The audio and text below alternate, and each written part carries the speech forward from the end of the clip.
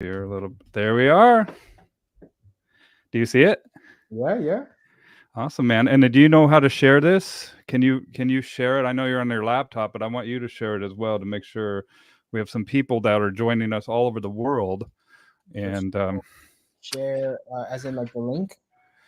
no, don't share the link because that will. But Oh, we'll bring it on in. the page, yeah, you open like if you go to another tab. I don't know, and it's on YouTube as well. Joey's here. What's up, guy?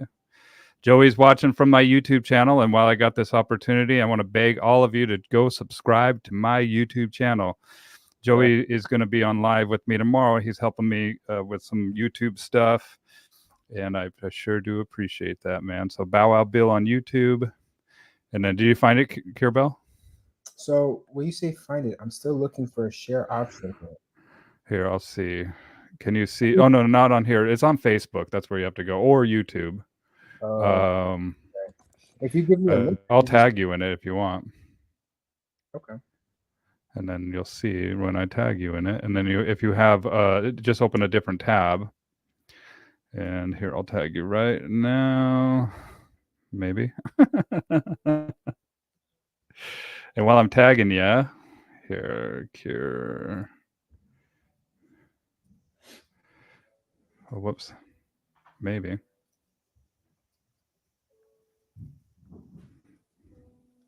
There it goes. Okay, I just tagged you in it. And then I'm going to share this on my personal page. And bear with us for just a second, you guys. We'll wait for people to trickle in a little bit as well. Cool. What you been up to today? Oh, nothing, man. Just taking care of some dogs. And my little niece just had a baby, and he's early, so she had to have a C-section. Mm. And so I've been praying for her, and luckily he's here, 5 pounds, 7 ounces, 18 inches long. He's in the preemie suite here in Seattle, and so he's got some developing to do. So they're working on that, and so if you guys would say a little prayer for that little guy, he's welcome to this world. And my nephew just had a baby also, so my family's growing. And looks like we got people here. People are starting to share. What's up, Larry? Do you know Larry? I know a lot about him. I mean, it's funny actually. My training journey kind of starts with this guy. So I have a lot of respect and love for him, but I've never met him personally. Dude, wait till you meet him. Like He's a he's a dope. he's solid. He's one of the most solid, genuine. Like he's. I go to bat. I'll go to bat for him 1,000%, man. Yeah. He's one of the real ones, dude, and he's authentic. Um, and when you meet somebody in person, uh, and sometimes they're not what you'd hope for.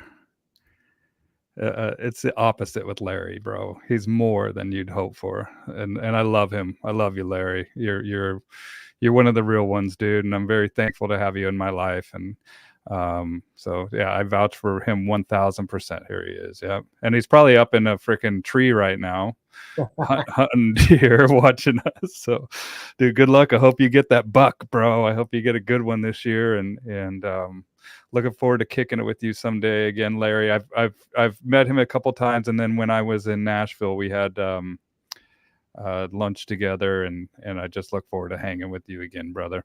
Oh wait, while I'm doing this too, I always forget about this thing. Here's my little intro.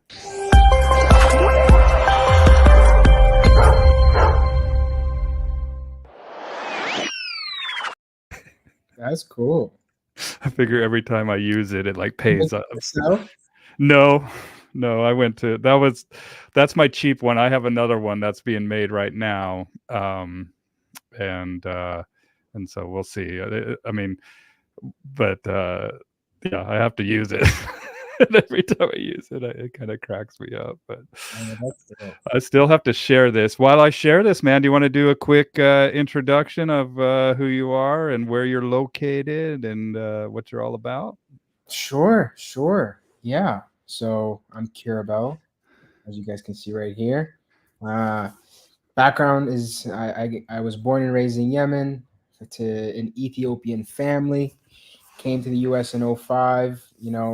always obsessed with dogs, but never allowed to have one of those situations. So when I turned 18, I left home, went to New York for college. I ended up getting a dog after spending a year here, seeing that I could handle it. And so I was involved with dogs even before that point. You know, there's when I was 14, I actually went to like a random street vendor and like got a dog and raised this dog out of my building's laundromat for like 6 months before having to give the dog up because it was not sustainable, you know. Um, but you know, I was always around dogs. I was around shelters. I was working as a dog walker, sitter, as whatever I could do. But I really got super serious with the training when I first moved to New York. And so there was a guy here who was like a neighborhood trainer that I was involved with. And then of course I got my dog Biggie, some of my sophomore year of college. And it just kept snowballing. It kept snowballing, you know, one of those personal, you know, addictions. I was passionate about dogs and learning, and Larry was the guy that really that I was exposed to early on because at the time, and maybe it was just I wasn't looking hard enough, but I was searching, and he was the one who was most open about training. Like he was posting so much on YouTube, and it was just wasn't common back then to see a lot of just full training sessions and just a lot of content on a variety of things. And so I really was a DIY, yeah. There you go. I was a DIY trainer, you know, and working with just like neighborhood dogs. You know, I found success with my own dog, and so you know, people in my neighborhood would pay me $10, $20 to help them with basic obedience. I was very good at like fading lures, and so I can get a lot of things on just stimulus control, loose leash walking, stuff like this. And it just kept snowballing and snowballing. I started doing some like behavior mod type stuff, like reactivity stuff, and you know, I was bold. It was one of those things where sometimes I would even take on things that I wasn't qualified to take on, but I had a very natural feel, you know? It was just a very, like, I don't know, I had a very good intuition of when to press, when to not. And I loved playing with dogs. So everything surrounded play because I just enjoyed dogs. And, you know, it just was very organic. And I was completely self-taught all the way up until I went to Napopo, which was only 2021. I went to Silver School December 2021. Up until that point, I had never done any kind of formal education for dog training. I had never gone to a course. I had never gone to seminars. Everything was just self-teaching and interacting and having my hands on a lot of dogs. I was doing a lot of volume, and New York City was the perfect kind of environment for it because there's so many dogs. And you know, it was a trial by fire. and so Yeah.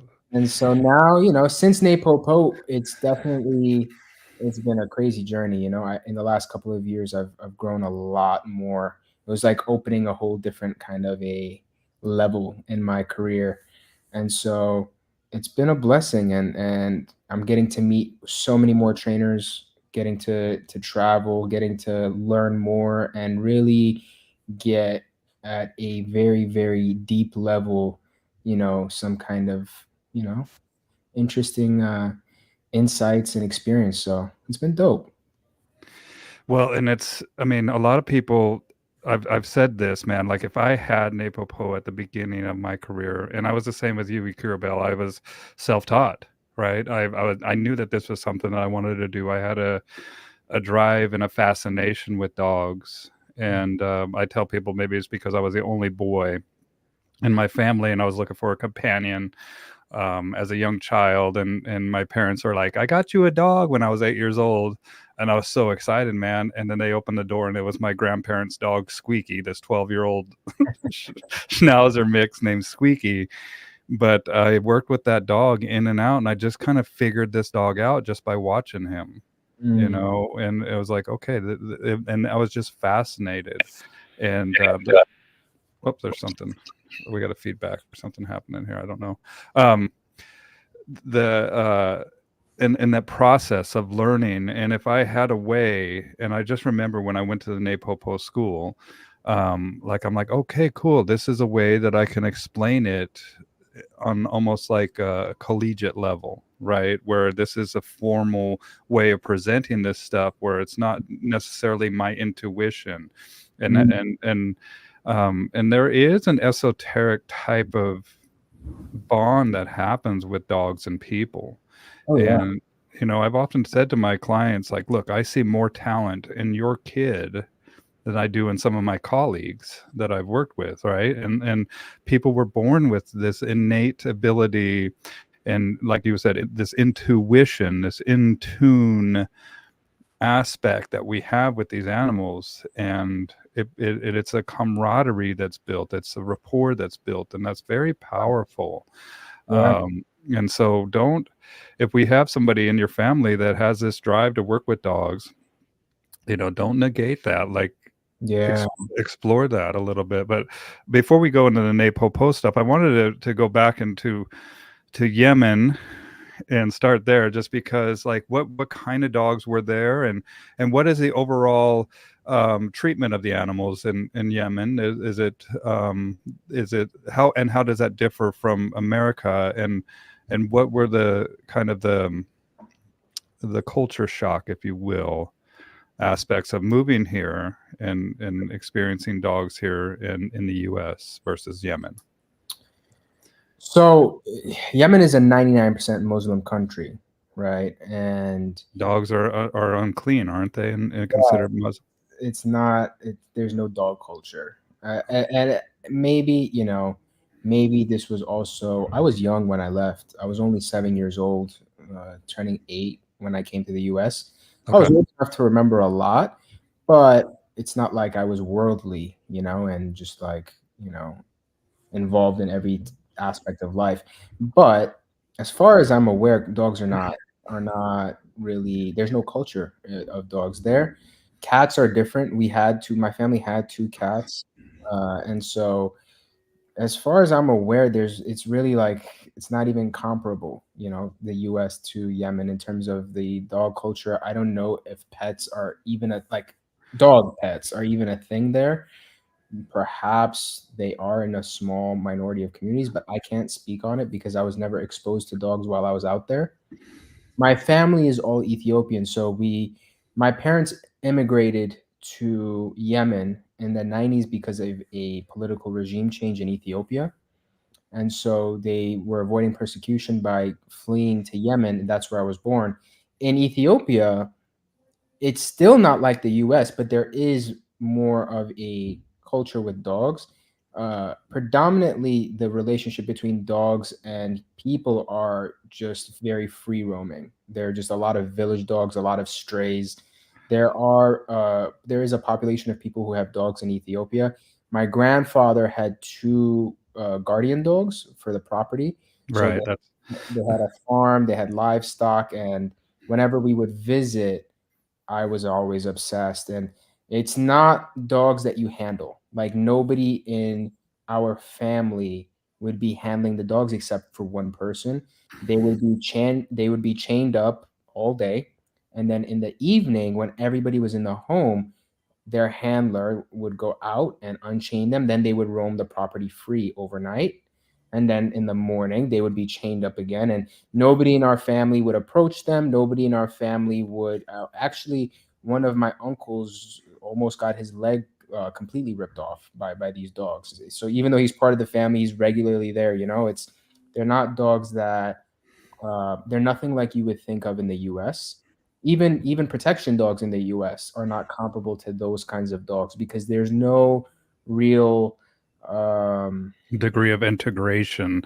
There's a right. degree of separateness and they're guardian dogs, either whether it be property or livestock, and that's their main purpose in existence. They're not integrated into the family unit. Correct. Right. And so that's what I hear you saying. 100%. 100%. Ironically, I, at a very young age, did start interacting with those dogs. So I have a very, it's like a core memory of mine where, at one point when we were visiting, I was taking like bread and feeding these dogs and like continually getting closer and closer up until the point where I was hand feeding these dogs. And this is a memory I'll never forget, where one of my aunts, I believe, that had come out and saw me like hand feeding these dogs and just lost her mind, like, thinking like, what are you doing, like, I'm just, at this point I must have been maybe 5, 6, very, very young. But yeah, there's definitely a very strong degree of fear, and I think it stems from just the lack of knowledge and the lack of, there's no, whether it's for farming, whether it's whatever, they're not really used other than that kind of a protective guardian type of role for property and livestock. But yeah, they don't train them for herding. They don't train them in any other capacity. They're really just very crude level. Chain them up, you can teach them to be aggressive very, very easily. And you make sure that they don't eat food from other people. So that's as far as the extent of the training goes. Is a lot of these protection or guardian dogs are taught, do not eat any other food other than the food that your handler gives you. And so this way they can't be poisoned. Nobody can just like, bait them. Um, and then, they do very classic back tie, and, they don't have electric e-collars or anything like that. They teach avoidance for, random food being thrown through a back tie and a stick, or a back tie and, like, different types of mechanical aversives. Well, just it's guardian, just guardian and alert, right? That sound the alarm. It sounds like. And dude, I remember you telling me that story about you being a young kid. I remember I was in Idaho, southern Idaho, and we were at this cattle ranch, and I was just kind of exploring the grounds and just kind of walking around this big area, and there wasn't really any trees or anything. And I remember going to like this watering hole that was far away from the house, and I see this dog, and he must have been like a Pyrenees mix or something, big dog. And Mm, he came limping up to me, and I remember like petting this dog and seeing that this dog had a huge infected gash on the back of his leg. And I was just kind of looking at it, and I was feeling bad. And all of a sudden I hear this sound, and it's all these people in the house screaming at me to get away from this rabid dog. mm, Right. And I was like, this dog's hurt. Like and I knew right then, I'll always remember that I had like a connection with these dogs. I had mm. something that these people, why are they flipping out like this? Yeah. And I had no fear of this dog hurting me, and the way that this dog presented himself to me and the way that I interacted with this animal Mm, was something that I'll never forget. And I just kind of, I remember as a kid thinking like the adults don't know everything. Right. mm. I don't know how to explain it, but I Yeah. wanted, yeah, and it's something I wanted to run to the comments here, because we have a maestro here joining us. Good to Yeah. have. I see another comment. Yeah, never go to a dog that is back tied. It's good Yep. advice. Yep. Zone protection. Right. And that's that we can chat about that as well. But I wanted to say, hey, hello to Bart. I'm looking forward to seeing you here pretty soon, my man, and you as well. Yeah, yeah. Okay. Kirubell will be in Missouri together. Um, and last time we were at the Napopo School, here's I still have my little journal here. We were right next to each other, dude. And you guys, nobody's got better handwriting than Kirubell. but Yeah. but back to the and so you get over to America, and what kind of dog was the dog that you had in the laundry room? She was a pit bull, an American pit Okay. bull. Man, I got her at 8 weeks old. I must have been 14, 15 years old. I just bought her, came home. I knew I couldn't tell my parents. And we lived, we lived in government housing, it was like a Okay. residential building, but there was this pocket. I think it might have been where we didn't have a janitor, but it was designed for like a janitor. Okay. There's this pocket in the laundry room that I like made a home for her. And before I'd go to school, I'd wake up early, take care of this dog, do everything, go to school, come back during the middle of the day, after school. I was really like, I kept this up for like 6 months, and nobody in my family knew except me and my little sister.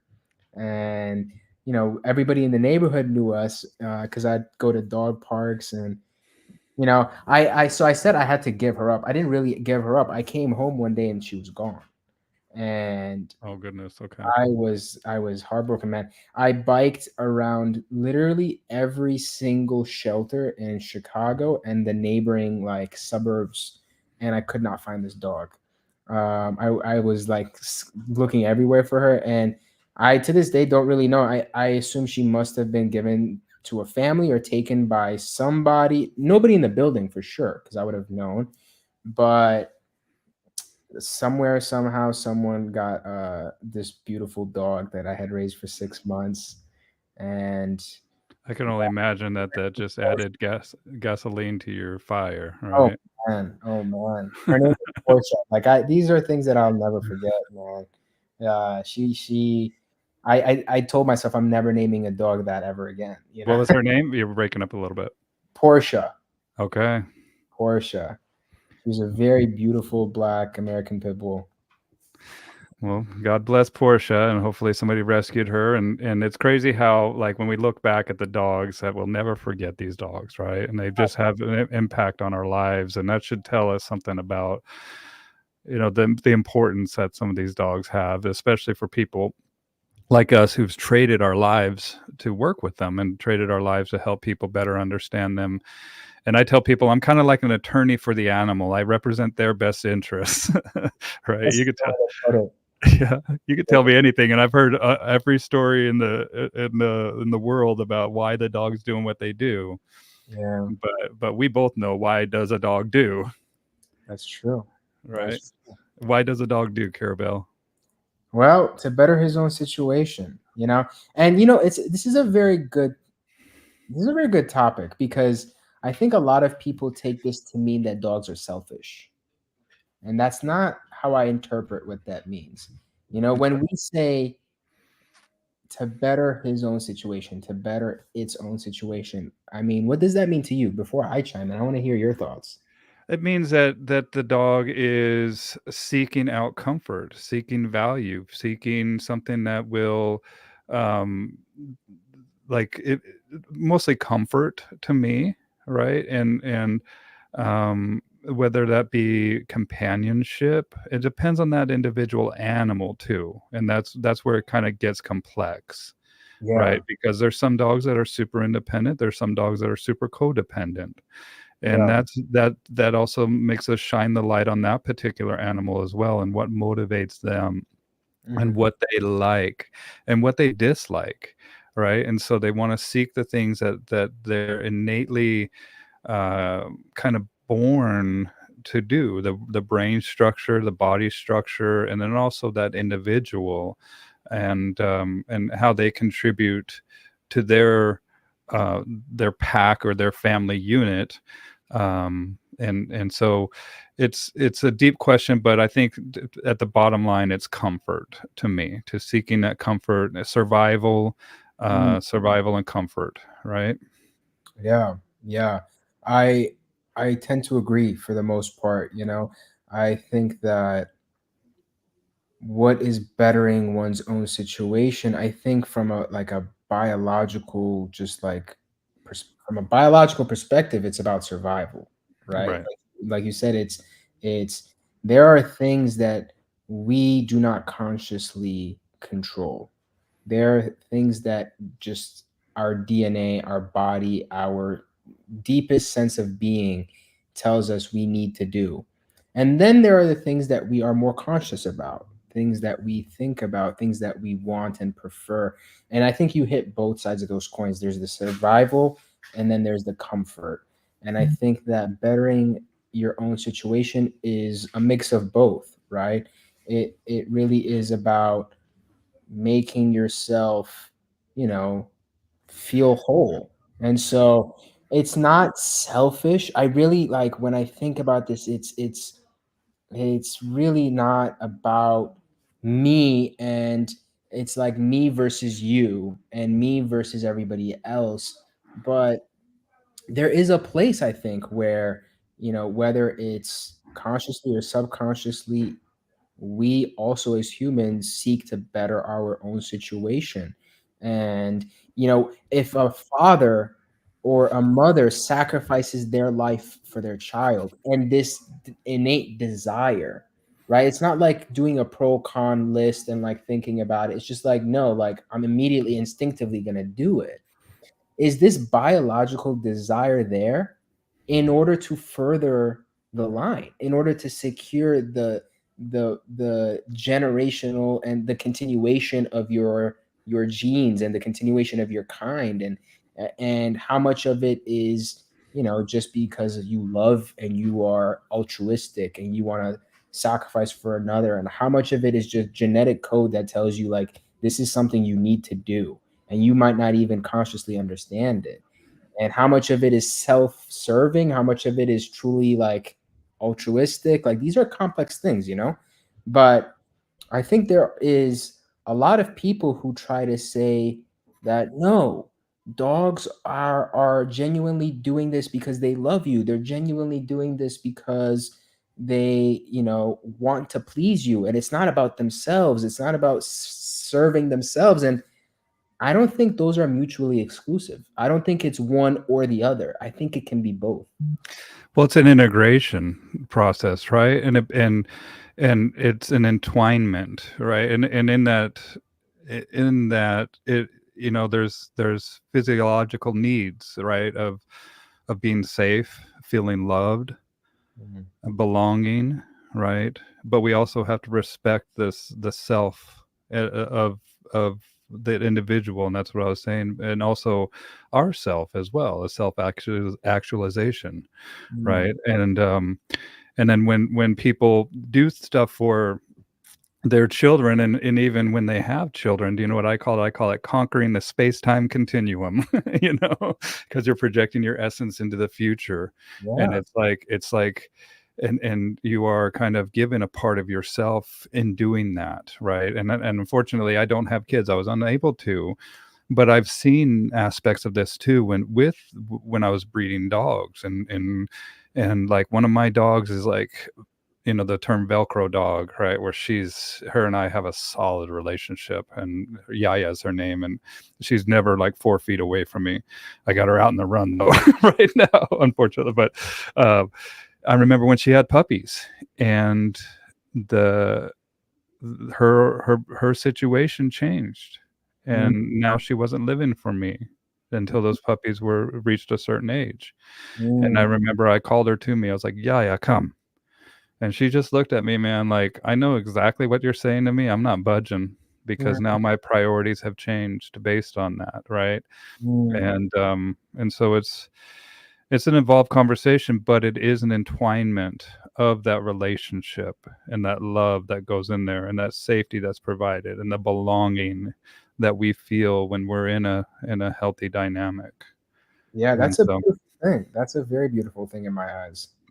absolutely, man. I mean, and just think about how that feels intuitively, and that's why I say it boils down to being comfortable, being yourself, being vulnerable, being in a space that you feel like you can be honest about how you feel, and but also being able to take the disappointment when somebody else is honest how they feel about you're treating them or not treating them right, and that doesn't feel good. But that, I and also whenever we have to deal with some of this problem behavior with dogs and other relationships, it doesn't always feel good. And I always remember my father saying to me, Kirubell, son, doing what's right doesn't always feel good. Mm. Right. And so we have to ponder that, and look at, and just like healing from trauma, healing from loss, healing from, even from Portia being gone, right, way back when you were a kid. Sometimes we just have to sit with that. Mm. and let that seed kind of grow into something that will blossom in the future. And that's kind of what I think has happened with you as being a dog professional now. And you'll remember that feelings that you had, and now we're transmuting that into something that will benefit others as well. Yeah, absolutely. Absolutely. Let's go to the comments, man. We have a ton of them building up here, so I'm going to go back to the beginning. Thank you, everybody, for joining us. And if you wouldn't mind hitting that share button, and while I'm saying it now, because I always got to say this: if you guys like what I do here, consider supporting me on Patreon for as little as $5 a month, and you will have some unique access to what I do. I haven't been as active on there as I should be, but I will be here. And there's also some interviews that there's a live stream that I did with Omar Van Mueller that is worth 100% the cost of membership. I need to check it out. I've actually never checked out your Patreon. What kind of content do you put on there? I do some of these live streams. I do a Zoom meeting. I have a couple Zoom meetings there that I've done, and I'm actually going to tap you into doing a Zoom meeting with me on one of the Patreon, and maybe even doing some exclusive Patreon content. It's something that it helps me, and I've just got noticed that I can monetize my YouTube channel as well, and I really like doing this content creation stuff. Yeah. And I like just talking to people. I'm a humanitarian, and I love people. Love getting to know people, and I'm also a teacher, and so I love teaching people, especially about dogs. And if I can have a platform that allows me to do that, where I make money, where I don't have to chase after people providing the service as much, then I absolutely appreciate that more than you guys can say. So if you do support me, thank you. And if you would consider supporting me on Patreon or YouTube, any of that stuff, I sure do appreciate that. And something I'm going to be doing too is when I go to the silver schools, I'll be chatting with some people, of course not in the venue, but tapping them in the parking lot or something like that, and just getting to know people, and I'm definitely going to be seeking you out there too, brother. So yeah. Maybe we're sitting next to each other then. We'll see. We'll see. We'll find out, man. If dogs don't do, we have nothing to do. Self-interested, maybe a better term. Interesting. It is interesting. Yeah. It's along lines. Why does a dog do to facilitate more conversations amongst us trainers, to give us more bragging rights? Yeah. So we could figure them out, man. That's why a dog does. And thank God that a dog does, because I went, huh? Yeah, totally. Job security, man. We humans do the same things. We work better to better our own situation, Jorge. Absolutely. And I got to tell you, man, I had my dogs blessed. And so it was Saint Francis of Assisi, and I'm Catholic, and they invite all the dogs to come and get blessed on this day, the feast day, October 14th, I believe it is. And I brought all 7 of my dogs down to church. Wow. And I looked around and I was reminded that, one, I have a gift, because all 7 of my dogs were laying there and they did so good, man. I went and got them all a cheeseburger afterwards. But I looked around at all these people that were having a hard time controlling their dogs. And I was like, there is such a need. There's such a need for a proper teaching of why the dog does and how to live a better life with your dogs. And that's actually kind of why I started the conversation about what's the difference between what you experienced in Yemen versus here, because in some aspects the integration is awesome, but in some aspects it's off the wall, and it's gone sideways in so many different ways with some of the relationships that people have, and the way that they mislabel behavior, the way that they their inability to properly diagnose and then make the steps that are necessary to bring about a solution to the problem that exists, and also the inability to see truthfully what's going on in front of them with their own eyes. And I don't know. I agree. I think there's extremes on both ends. I think that I say this quite often to my clients. I appreciate dogs for the fact that they're dogs. I love dogs because they're dogs. I don't want them to be like people, you Yeah. know? I don't want that. And there's like pe humanizing dogs is, in my opinion, it's a shame. It's not actually doing them any good, and I'm not saying this from a just a training perspective. I'm saying this from like a more like innate perspective of the relationship between humans and dogs, right? Being a dog, right, is a beautiful thing. Like letting them be dogs and appreciating them for their dogness, not trying to make them into our babies and not trying to make them into little humans or characterizing them as such, because of the fact that they're dogs, we know that they're honest 100% of the time.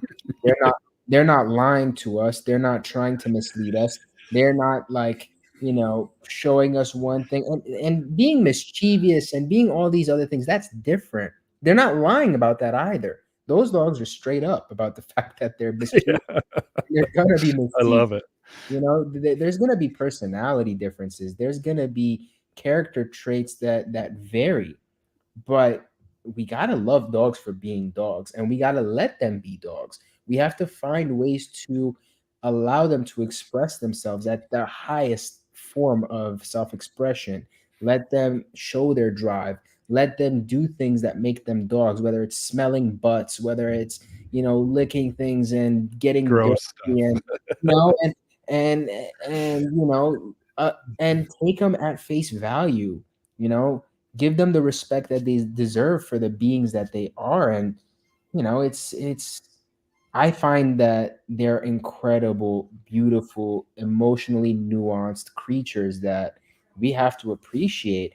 And trying to make them like humans only degrades their worth, in my opinion.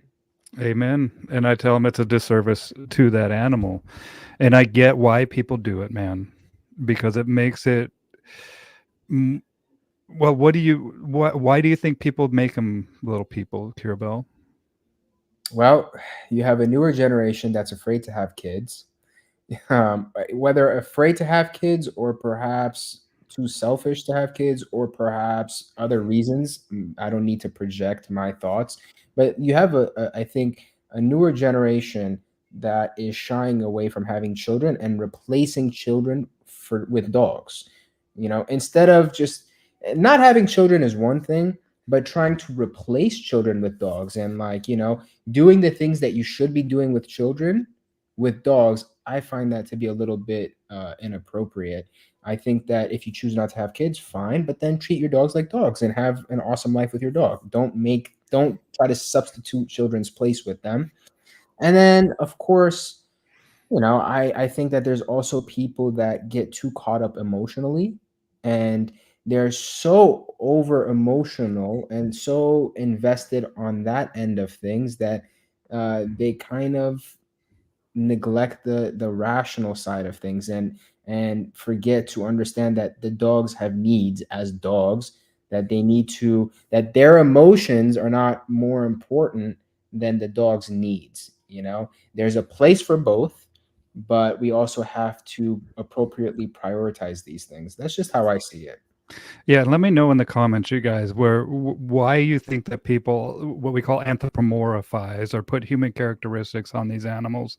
I'm just interested to see what people comment, and I agree fully, dude. That we belong to a society with all these conveniences, and having kids isn't convenient, and it's a challenge, man. And sometimes people forego that experience, and whether it be an emptiness that they want to fill or something like that, and they put a dog there, and then they call them fur babies or whatever.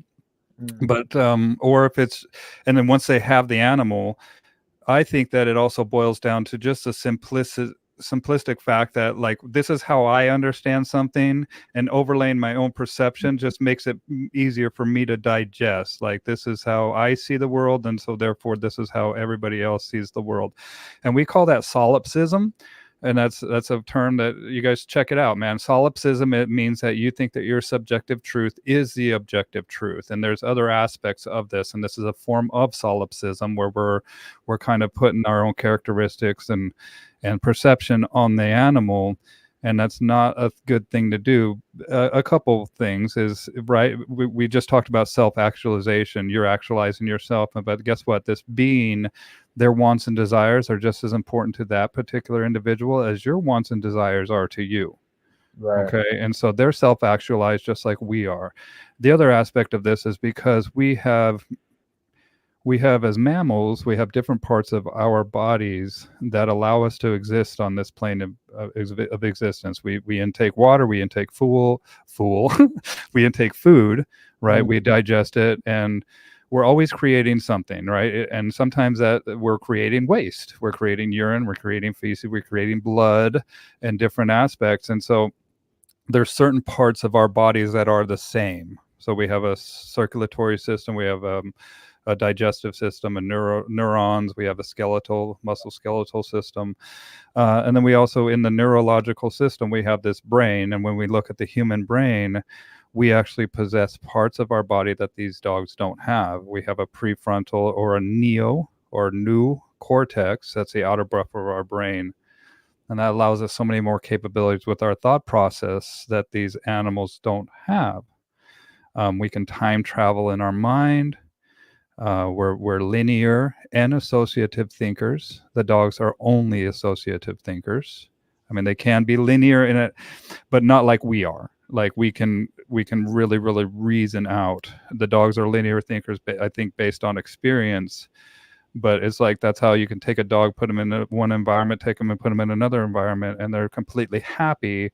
They're not pondering, oh, I wish I was like, they're just experiencing that environment in that moment.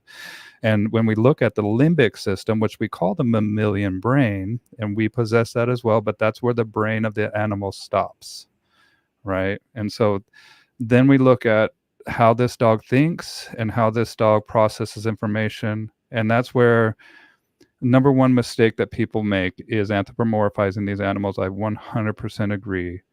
And I'm always encouraging them, and I say this on a lot of these live streams, is like, look, we have to understand the animal and see the world by proxy through that dog's eyes. Mm. and know how they experience things. And that starts with observation. And the other aspect of this is, like, we have a lot of emotional baggage as human beings are concerned. And a lot of times people forego the work on themselves and make these dogs emotional dumping grounds. And I call it the rescue mentality, Yeah. that I see, man. It's like, look, you need to do a lot more work on yourselves before you get a damn dog, right? And that dog is not going to be a surrogate, or not going to be, it's not going to be something that you can take the work that you need to do on yourself. And whether it is healing, it's mostly healing from trauma, healing from loss, healing from whatever it is. And there are people that can help us do that, and there are professionals, and that's where it's above my pay grade. Tell people that's not my job, but I see a commonality of this, of like these dogs becoming emotional dumping grounds, where it's like, look, you need to take that and seek help that's going to allow you to view this relationship in a more healthy way. And sometimes we need to view the relationship with ourselves and heal a part of our past that we need to integrate into the present, that's going to allow us to see the truth. And watching the truth, people ask me, what is the truth? And I say, it's very simple, man. That which has gone, the actualization of having occurred or is occurring now. Mm. And we just can't, we got to watch the truth with an observation that doesn't include the emotional neurological baggage of past experiences that might skew what we're seeing. Does that make sense? Yeah, that's a lot. I think Yeah. that dog's biggest strength somewhat becomes a lot of people's downfall. And that's that dogs have this incredible ability to read between the lines, Mm. to read people, to figure things out. And this lulls people into this false sense of security that they can just wing it. You know, it's like if your car breaks down, you're not just gonna try to wing it. You know, Good luck with that. you're just not gonna you're not gonna be like, well, let me just see if I just pull this thing, and if I press this, if I pour this, and if I do this, let me just see if it'll work. And I think I can figure it out. You know, at best, you're maybe going to do some research and you're gonna Google and you're gonna watch videos and you're at best, excuse me, at worst, At worst. at worst. At best, you're gonna make the problem way worse than it Yeah, is. at Like, best, you're gonna make it worse. But you know, the worst case scenario is people really do research on their own and try to figure out how to fix the problem. And then some people are gonna find success because they have the natural talents to do this. And some people are gonna figure out it's way above them and they're gonna go to a professional. Dogs have this incredible ability to read between the lines, to take the emotion of the person, the facial expressions, the many, gestures and the tone and the body language and the words and the movement. And they take the combination of all these factors and they do a fantastic job at figuring out what the human is trying to do and communicate. And it could be like 70% misinterpreted. It can be a lot of things that are just, humans are just doing terribly wrong. And the dog does a very good job of doing its best to figure things out. And so this is an incredible strength that the dog has. It's an incredible cognitive capacity. But what people do with this is they abuse it, right? And instead of, you know, doing your research at the least, right? The worst case scenario, doing extensive research and watching videos and learning, a lot of people feel like they can just pick it up the dog from the shelter or buy the puppy from the breeder, go, and then things are just going to work out. And so I think that because of this lack of knowledge, there is that relationship with the treating them like people and taking what you feel like it's feeling like you do understand enough or can figure it out enough to get by fine until there's serious problems and then you and I get called, right? yeah. And it's very unfortunate because you think about how much more enjoyable it would be for you and me and for owners and for dogs if people took the time to do the worst case scenario and just at least do serious, diligent research. First, about what type of dog to even get. Forget the behavior, forget the training. Just look at your life and evaluate your life honestly. What you do, what's your time look like, what's your lifestyle look like, and choose a dog that actually matches this. So many dogs are in positions of being in a mismatch from just a perspective of lifestyle wise, right? You have this husky or German shepherd living with a CEO that works 65 hours a week and wants to just, have a dog that wants to sit at home all day doing nothing. Mm. You have just so many mismatches. It's just insane. And it starts from being humble enough to know, hey, it's okay not to know. Let me do my research. And then when I'm doing this research, if I feel overwhelmed, let me reach out to a professional because that investment is worth 100-fold. When you have a dog that's going to be in your life for 10, 15 years, right? Decade decision, man. That's what I It's tell people. people will spend $1,500 on a phone that they're going to use for 2 years, right? And they are like, oh dang, 5 grand is a lot of money. It's like it's okay not yet. I love that, Tim. It's okay not to know. 100%. Well, and I think people get shamed. I see, but it's also like you were saying, it's a decade decision, but it all boils down to understanding, right? Understanding what you're getting into, understanding why this dog was bred and why you're getting this dog. And that understanding takes logic. And I think that a lot of times people try to think with their emotions, for sure. Right, and you can't think with your emotions. We have logic and we have emotion, and thank God they're, they're separate, because we use logic and emotion kind of together in concert to make decisions, right? But it's also like, I think that the emotional aspect overlays or overrides that logic in a lot of these cases, and that's my first question. And people don't realize, when I'm as a dog professional, my first question is why do you have this dog? And what I find out is that people don't realize that also us as dog professionals, we get into these cases to put out fires a lot of times, man. Like, just like you're saying, it's reached a degree of problematic that, look, that we're getting rid of this dog, we're euthanizing this dog, there's something that we are putting out a fire here, there's an emergency that we're dealing with. And whenever I get those calls of people like, we haven't got the dog yet, I'm just like, I love you. It's like, let's get into this. Let's get Yeah, into like your lifestyle. And so, that's when those are my golden customers, are the people that actually want me to match make and help them, right, find the right dog for their situation. And sometimes it takes some time, but Kirubell, man, is so worth it, dude. When yeah, when you do find the aspects of their lifestyle, and then pairing it with, the type of dog that they're looking for. But a lot of times too, it's like they like the look of a husky, a clique eye, or whatever, and it's like, look, this isn't I would pick for you, and here is why, yeah, right? And getting into that, and then also, here's the dogs that I would pick for you, and here's why, yeah. right? and 100%. and and a lot of this stuff even just boils down to hyperallergenic, or certain characteristics of that particular animal.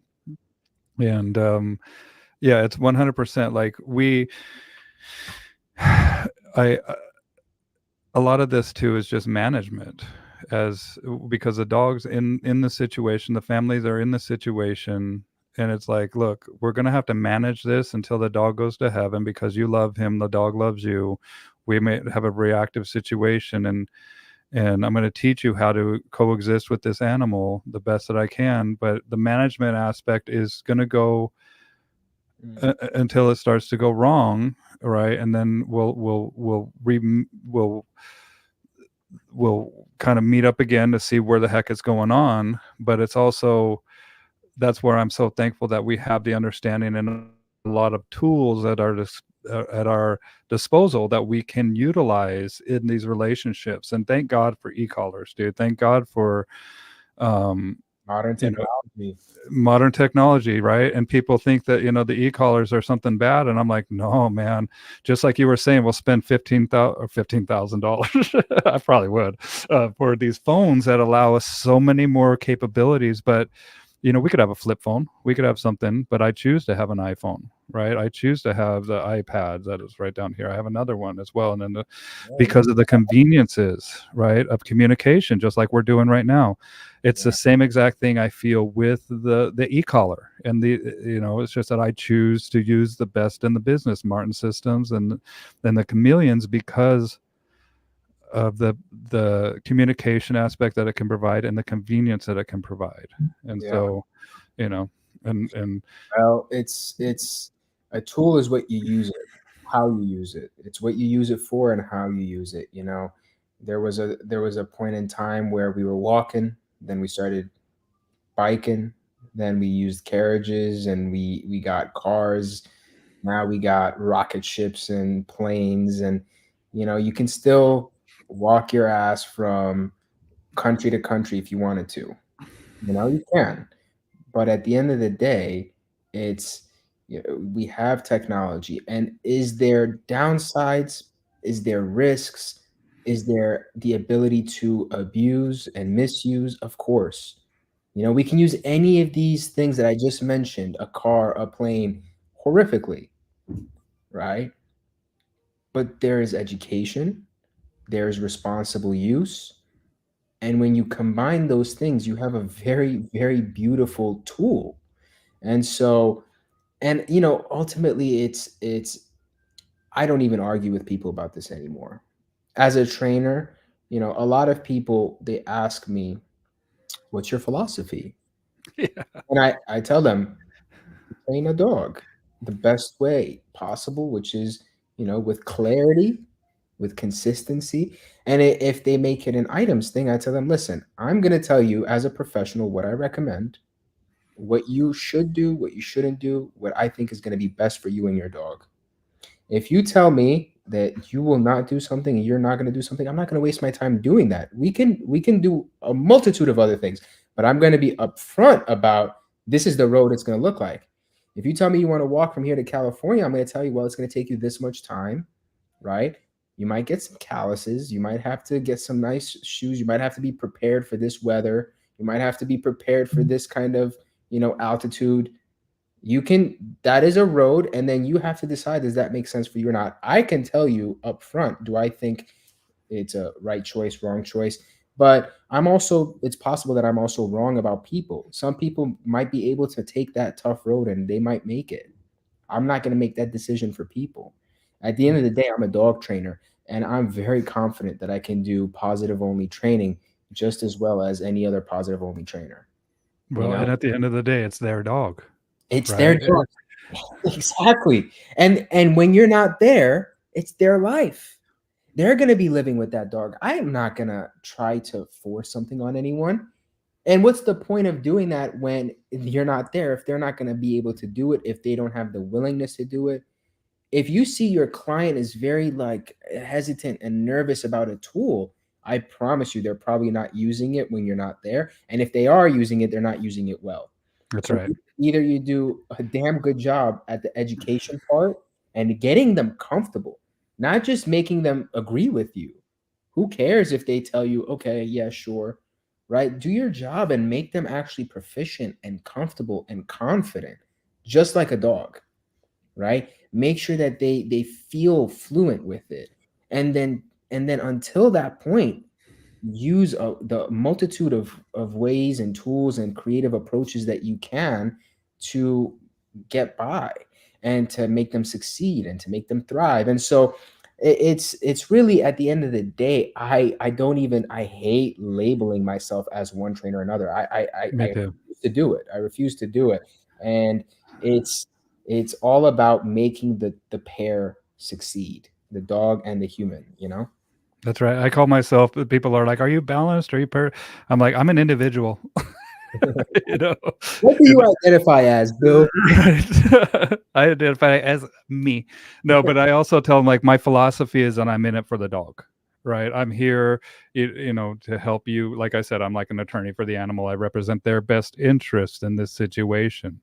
I said, we're human beings. We can communicate because we're the same species, but this is interspecies communication. At the end of the day, the dog is going to tell you if I'm full of crap or not. And there's a lot of ways that we can get there, just like they talk about in Napopo, 100 roads to Rome. But some of those roads are going to be rocky as hell. Some of those roads are going to be, they're going to be challenging. And some of those roads are going to be like Concord, right there. Yep. We get, but it's at the end of the day, um, just like Nelson Hodge is one of my mentors. I take one of the things that he says is like, just like with any relationship, you're going to have to learn to trust me and then learn to trust the situations that I put you in and eventually learn to trust yourself. Because as a good teacher, I need to become progressively unnecessary here. 100%. Right. And so it's the same thing with the relationship with the dog. The dog learns to trust you, learns to trust the situations that you put him in a human world, and eventually learns to trust himself to exist in the human world with us. And so, 100%. Let me yeah. ask you, so this, you've said it a few times now, where you're like an attorney and you represent the best interest of the dog.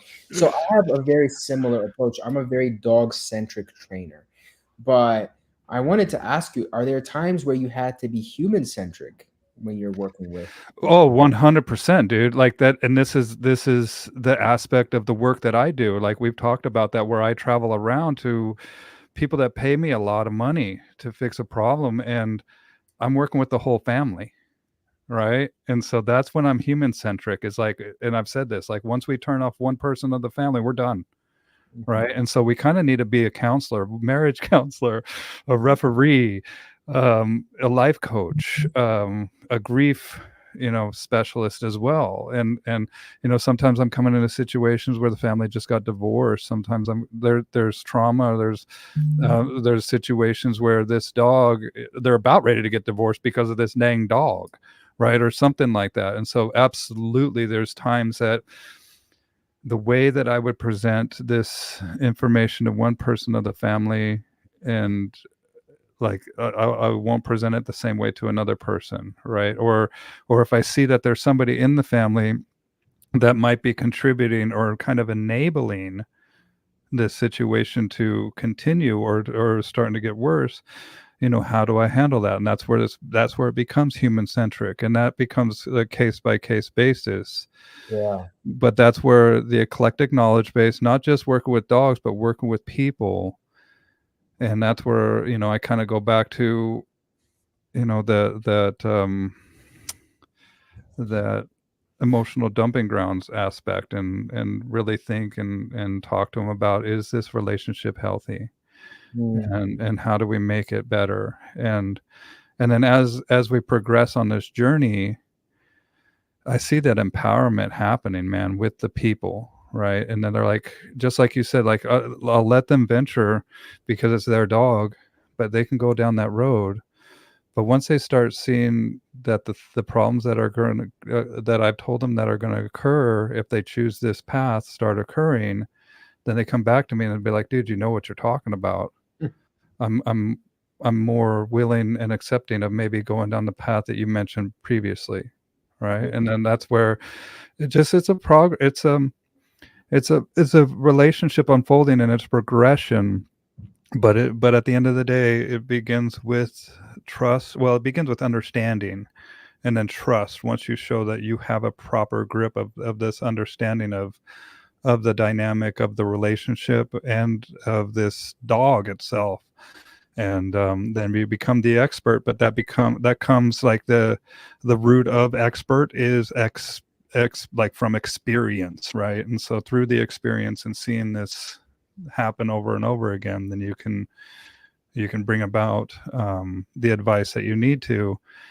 And I attribute it to, working with dogs for so long and seeing so many situations happen, and actually getting bit, not just from the dogs, but from the people, figuratively, you know, Talking about metaphorically, or metaphorically, yeah, of like literally presenting something wrong to somebody that I should have maybe never ever taken this case. But this, I remember one time this lady's like, how dare you? And I'm like, whoa, like, sorry, man. But that's through the experience and what I've learned from interhuman communication, because at the end of the day, we are the same species, yeah. right? But yeah, like I said, I am doing inter or human communication, but I'm dog centric, and that's what they've hired me for, dude. Like, I better bring about a solution if you're paying me the amount of money that you're paying me. And there's a couple things that I always ask, and at the end of a session. One is, do we have any questions? Right, I want to make sure that everything's answered. And do you guys feel like you've learned here? Do you feel like you've gained benefit from our meeting? And if no questions, and if a resounding yes, Mm. then I'm like, okay, man, let's go ahead and go forward with this. And a lot of times too, with that interhuman communication, I have to focus on chunking it down to something that is like, And a lot of times too, with that. Sorry. um, something happened to feedback. Yeah. Chunking it down to something that they can actually work on, because we can get really, really deep with the information that we provide. But right now, it's like, no, we're just going to focus on this. Yeah. And once we're past this, then we're ready for the next step. And it's incremental information, so I don't overwhelm my clients uh, Mhm. with and make them feel like it's hopeless. Like Yeah. let's take this first step, and then once we're on the other side of this first step, then let's take this next step, and then this next step. What about you, man? Yeah. Dog centric to human centric. What are some examples? I'm very dog centric in general. And what I mean by this is I put the needs of the dog as my priority. I try to advocate for the dog in the situation and in the cases that I deal with. There have been times where I've had to be human centric. And what I mean by this is, like, for example, I can give you, there was a client, this was last year, who reached out to me for training. And she was at the time around 80 years old. And this lady goes through dialysis 3 times a week. Mm.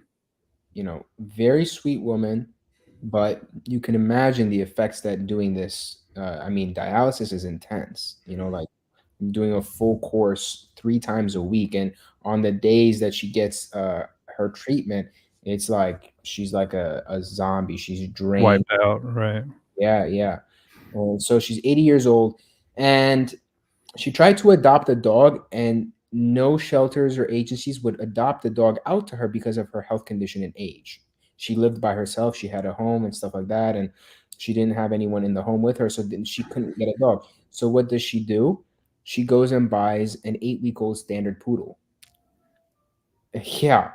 And so I get into this space, and I'm just like, just this is not good, right? And I explained to her that I will try to help you find a dog. I'll try to help you get a senior dog that can match the type of lifestyle that you have. And we need to. And she got this dog from the Amish. So her and her neighbor drove down to Pennsylvania, got this standard poodle, and came back. She just would not budge, right? She's like, listen, I already love this puppy, and Hmm. this puppy, and it's not going anywhere. And I spent about a week doing my best to try and convince her, hey, this is not going to work out. It's just like this puppy has needs that you cannot fulfill. It does not matter if your neighbors are helping you, they're not the primary caretaker of the dog. And it's she has great neighbors, they come by and they help out as much as they could. But also by speaking with the neighbors, you can tell that, like, listen, they have their own lives, Of right? course.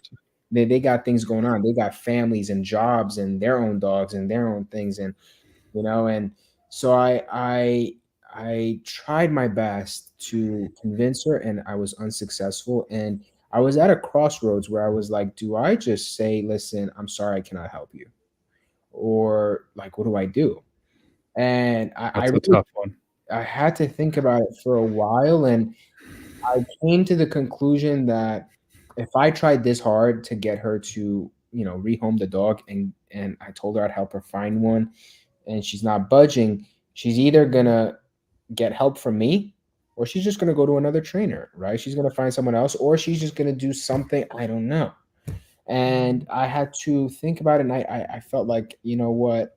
I think that I really believe that I'm one of her best options here. If she's not going to budge, I will do my best to try and make the situation like as good as it can be. And so this was a case where I had to be extremely human centric, meaning I had to put her needs above the needs of the puppy, and I still had to salvage as much as I could. And so, this puppy learned very quickly that it was not allowed to bite her and nibble on her. Of course, it's teething. Like it's a puppy. It's gonna want to do puppy things, and it's not doing anything wrong. Yeah, it's being a dog. But it had to learn that, hey, I'm sorry, buddy, but you can't be a normal dog. You can't be a normal puppy. And, when you're in your crate, you'll get these kind of things that you can chew on and stuff like that. We made a playpen area where the puppy can, in these controlled settings, do whatever it wants and chew on things and be a puppy. But when it was free in the house, I had to teach it completely operantly, removed of her, because of course she cannot be nimble, she cannot time and correct and reward and reinforce, that it had to learn on its own that this is not going to, you know be a very happy situation for you if you bite her or if you pull on her clothes. And so it was not easy, but then of course I attached like a flirt pole to her wheelchair, and she Okay. was able to like use a flirt pole to at least get some engagement and exercise. We Beautiful. were able to teach her like using markers, and the leaking baby syndrome, where I told her, hey, just like your job is just throw food. You just throw treats, throw food. You just say yes and throw. Just say yes and throw, and make this puppy really like you. Try to engage, and yeah, and so we developed a lot of different systems to try and make them as successful as possible. She can sit on her chair in the yard and have this puppy just go crazy with the flirt pole, and and of course her neighbors were helpful too in being able to walk the dog, run the dog, etc. This puppy was able to she was able to go on walks with the puppy, and there was a level of control put on this puppy that I would never like advocate for in general, right? But in this type of situation, it was something that I definitely had to think about a lot. But I felt like if I'm not going to help her, then it could go a lot worse. And so Yeah.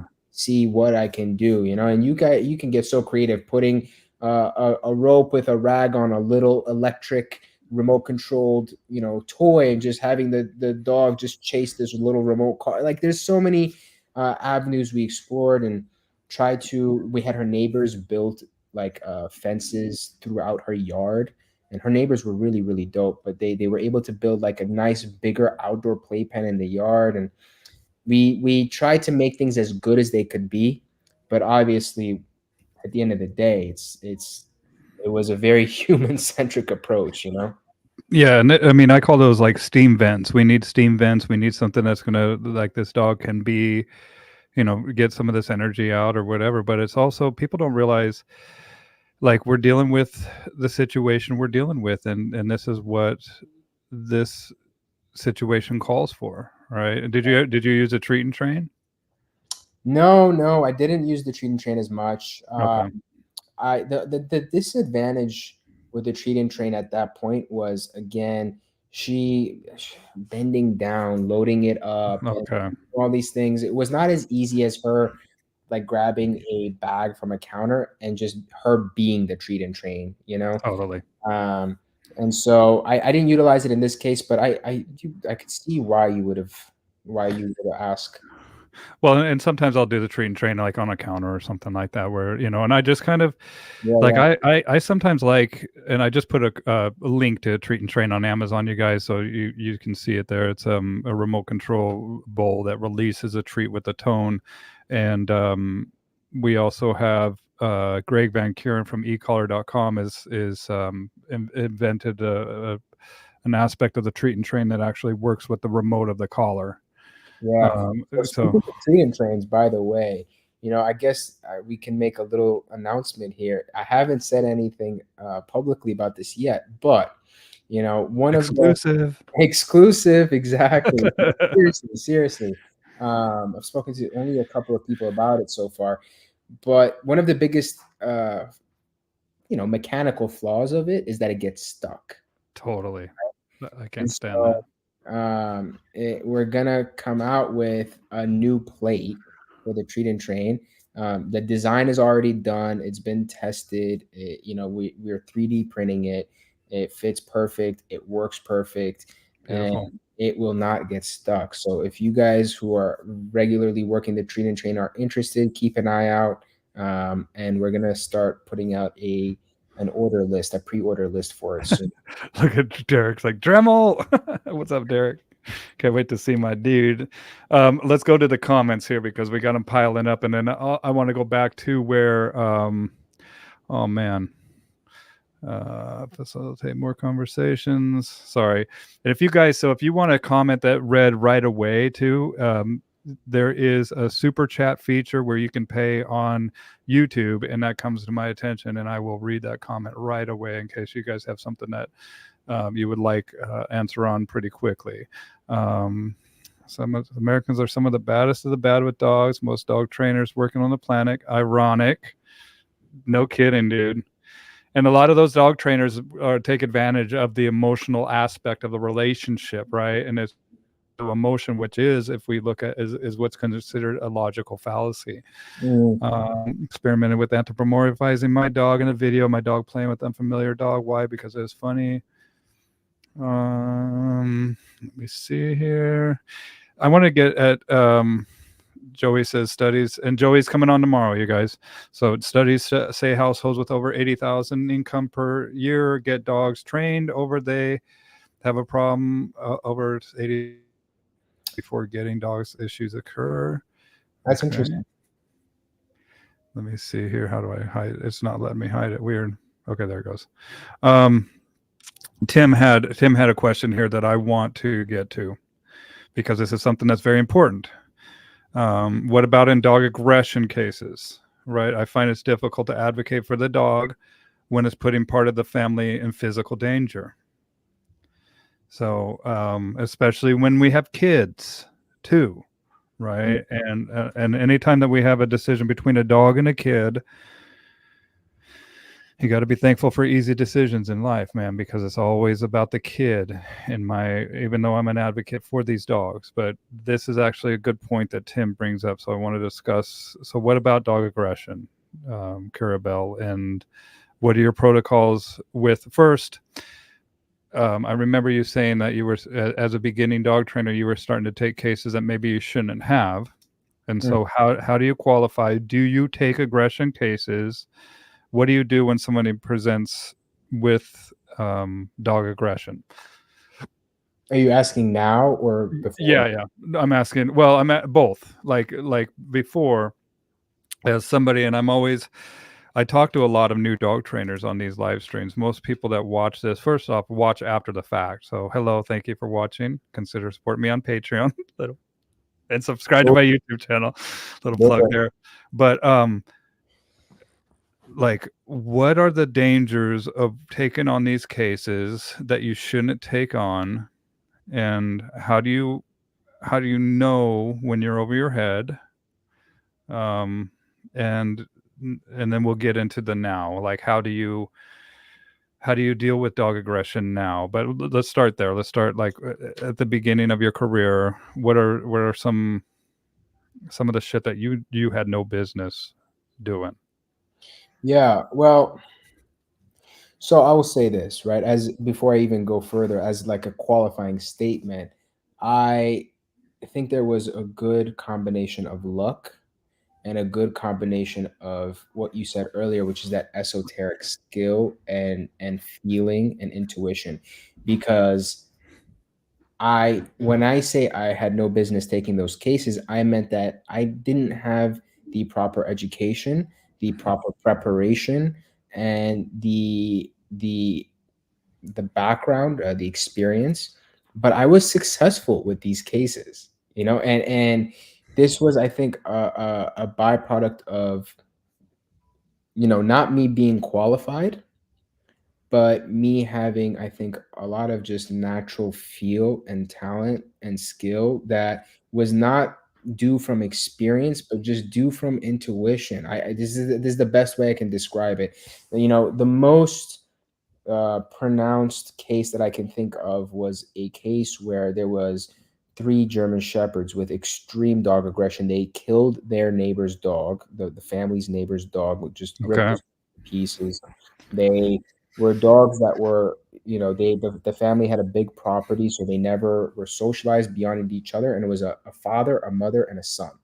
So it was a pack of German shepherds.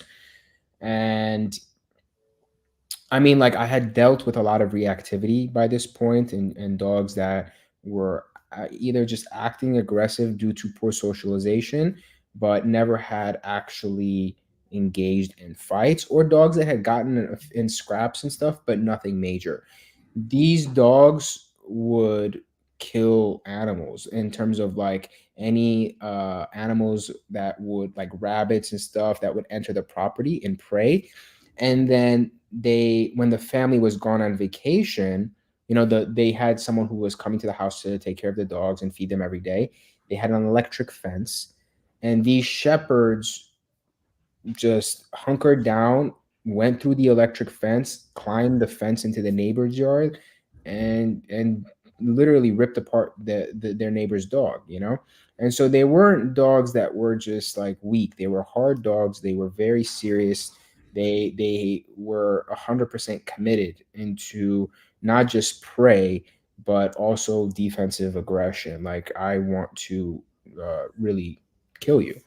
And so I had no experience with something like this. And at that point, you know, what I did was really just uh, the most protection I used was muzzles.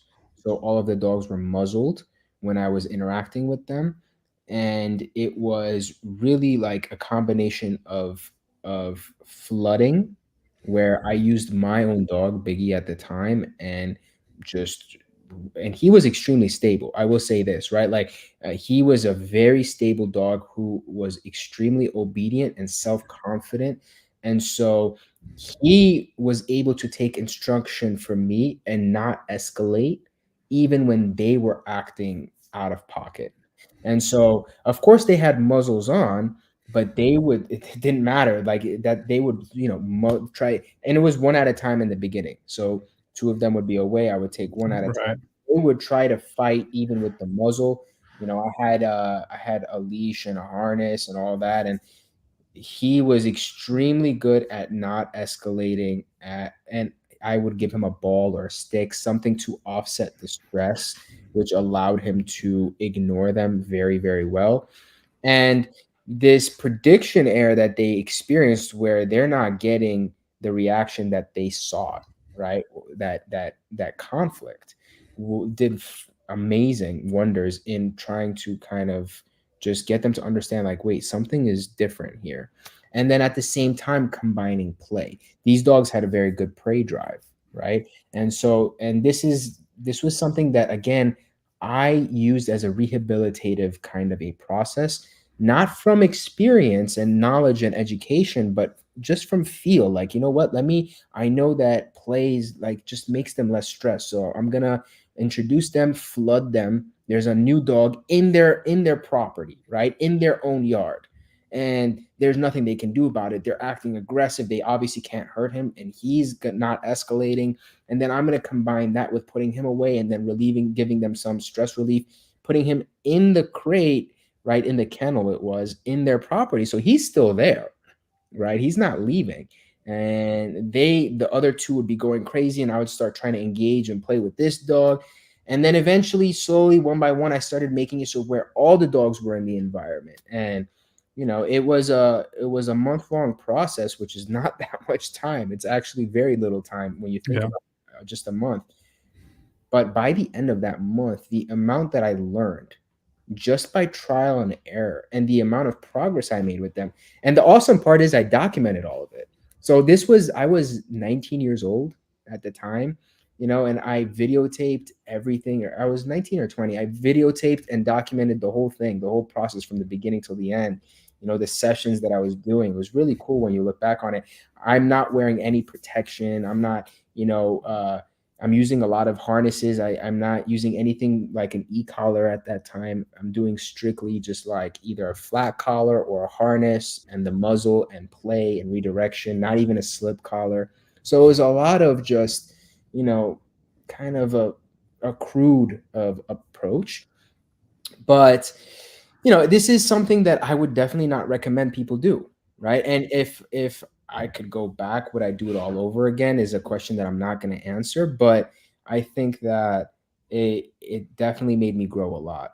Now today, when I'm dealing with aggression, right? And particularly when Tim, was it Tim that asked the question? Yes. Um, I think he was talking predominantly about human aggression, right? Dog and human aggression.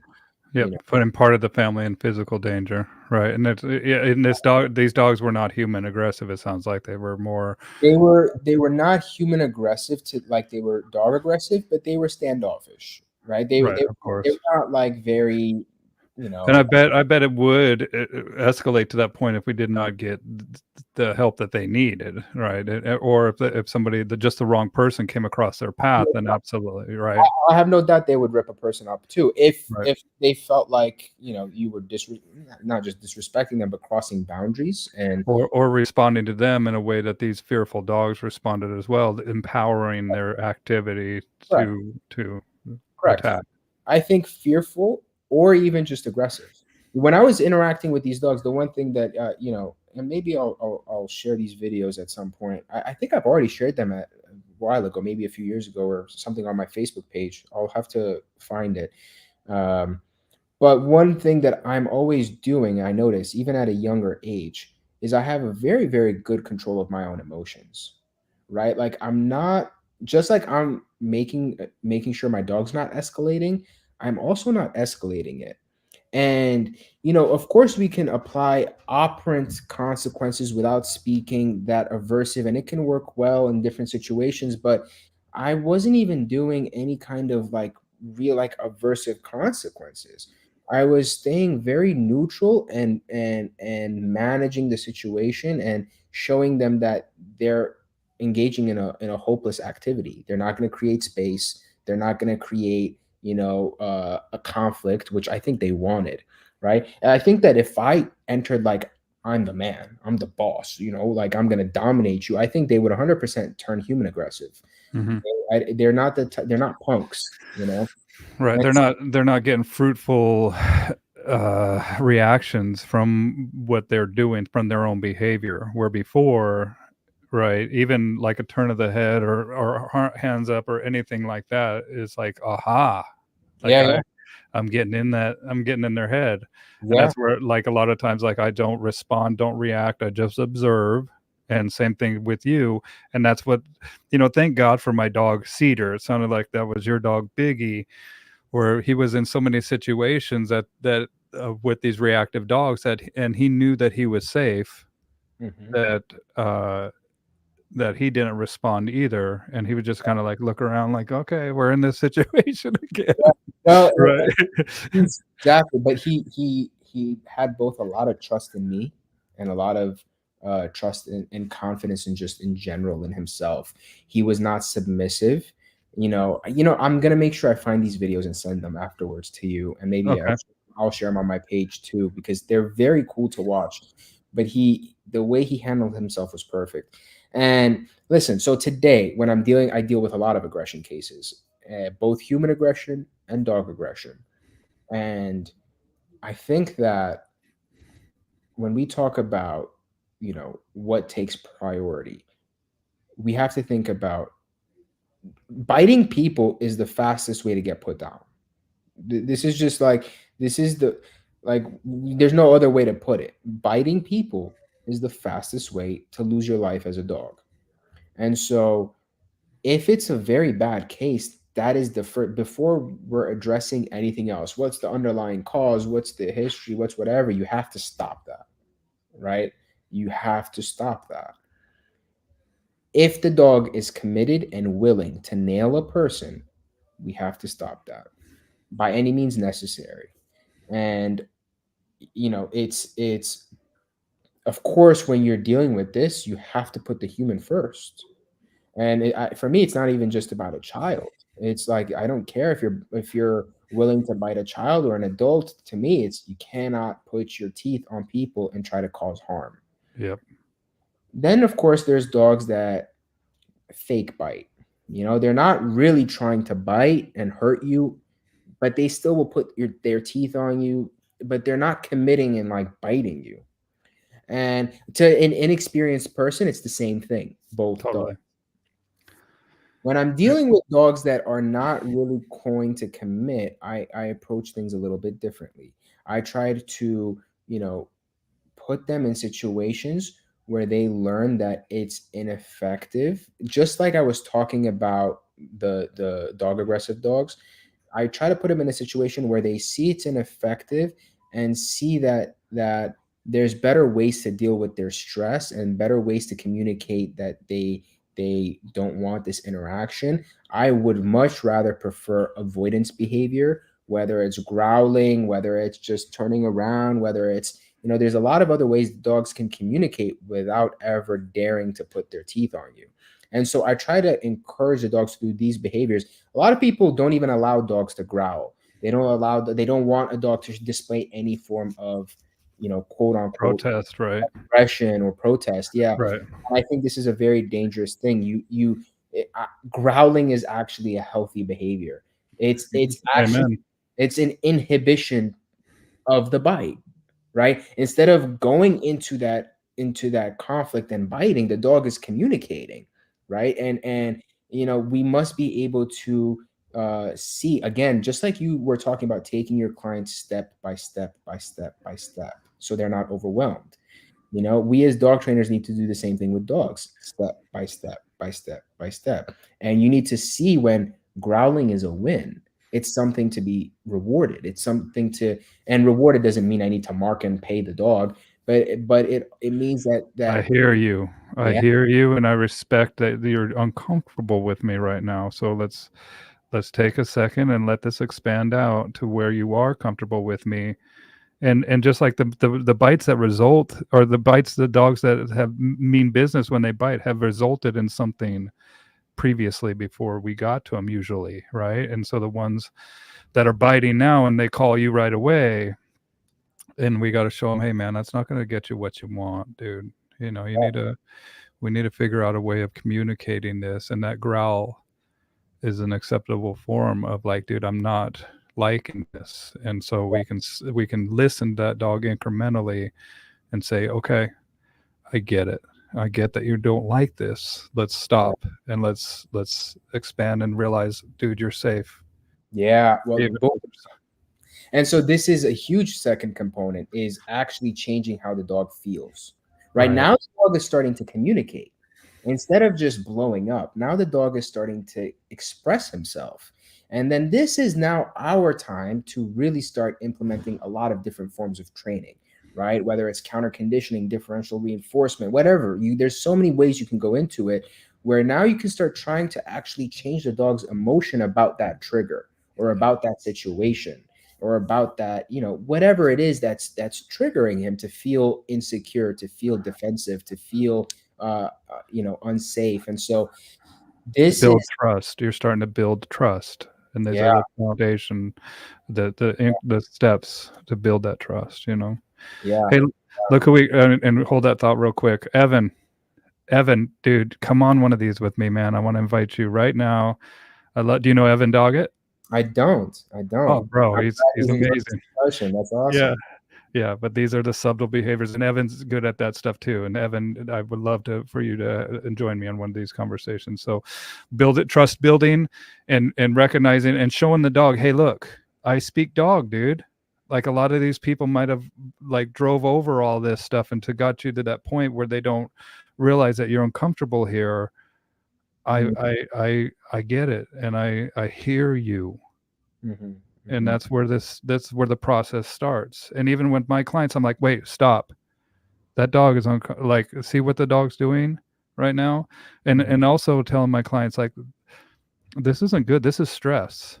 And the clients are like, "Oh, my dog's stressed." I'm like, yeah, your dog is stressed right here. Your dog doesn't like this. And even when we were talking previously last night with Nate about over coddling, over affection, over touching, all this stuff that happens until the dog starts to show the people, look, I'm uncomfortable with this. I'm uncomfortable with this over and over and over until it has to reach that crescendo of the dog biting and being like, finally, dude, something that this person has heard. And that's where it reaches that point that I don't want it to reach. But mhm. does that make sense, Kirubell? Sorry, I don't mean to No, take it 100%. right. 100%.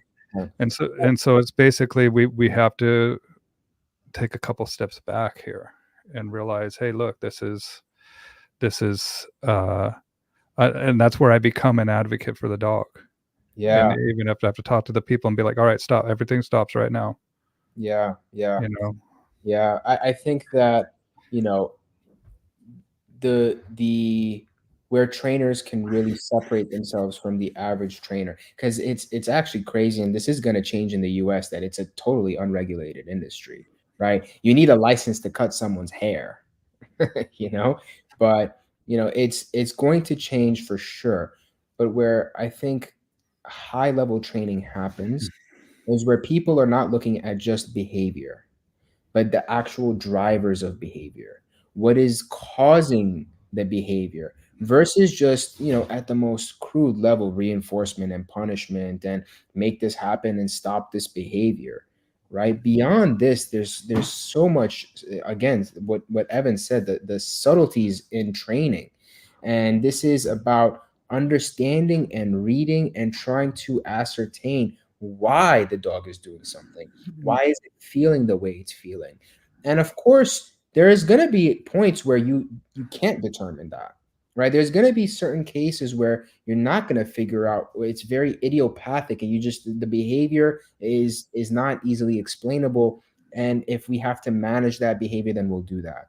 But I find that to be an exception rather than the standard. Where Yes. most of the time, if you do a good job getting history, if you do a good job getting to know the owner, getting to know the dog, the lifestyle, you will actually start to really understand the motivations behind a lot of behaviors. And then this is where you can make meaningful change that's not dependent on the owner being as good as you, because the owner is never going to be as good as you. Well, If that's you're, if why you're they're hiring us, is because you're the professional, dude, Exactly. And this is, I think, crucial. Where if someone is depending on the owner using their tools and their timing and their marking as good as they are, they're not doing a good job, right? You can't, as a trainer, as a dog trainer, we cannot criticize an owner. Well, your timing was wrong, and you're not doing this perfect, and you're not using the slip and the prong and the e-collar like you should, and this is why the dog's perfect with me and not good with you. No, it's not impressive for the dog to be good with a dog trainer. Okay. It's impressive when you can get that dog to find harmony with the owner. And so then this is where, in our training, we'll even, here with my team, we'll intentionally like make mistakes intentionally. Like, there's once part of the proofing process is where we really test and see how well the dog knows what he knows, and how can the dog really perform when we're not perfect on purpose, when we're giving some conflicting signals. Like, we want to prepare the dog for the home he's going to go to. We want to prepare the dog for the lifestyle he's going to go home to, right? We're not going to do marathons and, fulfill his drive like by doing fetch and tug for 5 hours if when he's going home, that's not going to happen. right? Building super athletes, dude. That's what I've had to talk to dog trainers. One, just like you're saying, we don't shame our clients. They're showing up, dude. They know something's here. Like, and how do you teach? How do you get this to replicate in that house? And then, just like you're saying, we make mistakes. That's great, man. Like, purposely making mistakes because that's what the dog's going to experience. And then on the flip side too, do you know what else I do? Is I give the client my trained dog to handle. Mm. Yeah. Right. And you could see my dog going like, okay, I got to compensate for this guy or whatever. Right. And I love watching that. Right. So it's twofold. Like, we can make mistakes that the dog's going to experience, but then we can also show and have the client handle a finished dog. And the Yeah. client's just like, oh, what's that? It builds so much. I do the same thing. It builds so much confidence in the owner. They're just like, this is Help them get great. better. Yeah. They get excited, because the biggest thing is when they see it working, and even if they're making mistakes, when they see it working, oh, he's understanding me. They start to really understand the potential. That's They right. start to really see it, and they start to have faith, and they start to get confident, and they start to have fun, and they start to loosen up. And then this is where you start to really bring the best out of the client as well, just like you bring the best out of the dog. Yeah, that's an awesome thing that you do. Well, it's also gives them a resource to visualize too, Yeah. and just be like, dude, this is where you're headed, man. This can happen. Let me show you. Let me show you what this. Just like they like to think with their emotions, I want to give them some emotion to experience. Like, this is what it feels like to have a trained dog. This is what it feels like to not have to worry about this dog going after other dogs? How does Oh, this feel to you?" And they're just like, "This is," I'm like, "Give me some words. I want to know. Like, give me like how." And they're like, "Freedom, peace, strength, calm." I'm just like, "Keep it coming," because I want you to really wrap your mind around this experience, and to have an aspect that you can visualize that this is possible to achieve with your own dog, right? talk And about therapy session, eh? right, exactly. That is kind of a therapy session. I want to. Joreen was talking about the growling aspect. So growling is so important because almost everyone realizes that is a sign dog is going to bite. People unfortunately do not understand other warning signs. That's right. Rigidness, head down, tail tuck. It also affirms that for the dog that they can communicate without biting. Right. We don't want it to reach that level. Mm-hmm. That dog choosing to communicate other than a bite will result in the humans acknowledging and responding appropriately. Great Mm, comment. absolutely. And that's Absolutely. why we're there as advocates for this animal to show them, hey man, and this dog is an individual. Your other dog loves this. This dog doesn't, right? And so that's how we can differentiate. Or the dog that you had before, right, Yeah. might have loved this, or and so and we could pick up on the subtle cues of even how fast or slow that dog moves. And that's one of the things that really attracted me to Napopo is watching Bart work these dogs, man, and seeing other dogs on the field that you could tell as a professional when a dog's a little bit more flat, or Yeah. when a dog is just doing what they do because they have to, or when the dog is actually loving it, dude. And I saw him working dogs, and I saw the what we call heart and soul, right? And how did you find Bart? And Michael, how did you find the Napopo system, and what made you decide to go down that route, Kirubell? So I had, man, I don't know if it was a video or social media or whatever, but I found them maybe somewhere in 2019, 2020, but I really didn't look into them.